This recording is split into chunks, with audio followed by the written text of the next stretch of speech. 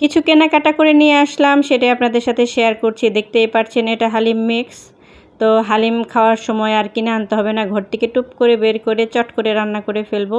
এটা ছিল চিকেন তান্দুরি মশলা, আর এটা ছিল ইস্পাহানির মির্জাপুর চা। আমাদের বাসা কিন্তু মির্জাপুর, তো এটা আমাদের নামের সাথে একদম যায়। এটা হচ্ছে মেজবানি মশলা। তারপরে আবার একটা হাতে তুলে নিচ্ছি, দেখা যাক এটা কি বের হয়।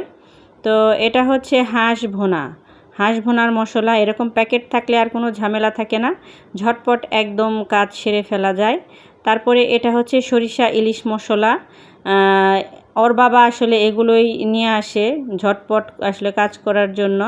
এটা কয়েকটা স্যুপ এনেছিলাম বাচ্চার জন্য, কিন্তু এই স্যুপগুলো বাচ্চা একদমই পছন্দ করেনি। ওরা ম্যাগি স্যুপ পছন্দ করে, তো নতুন ট্রাই করেছিলাম, ভালো হয়নি। তো এটা ছিল প্রাণ স্বাদে ম্যাজিক, এটা সবাই চেনেন।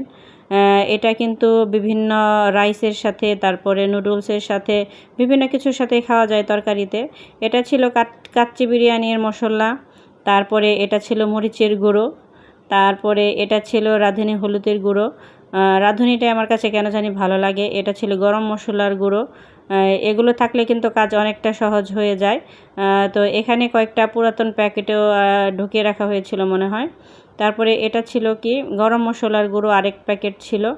তো তারপরে এটা ছিল কি রেজালার মশলা। তারপরে এটা ছিল রাঁধুনি রেডিমিক্স গরুর মাংসের মশলা।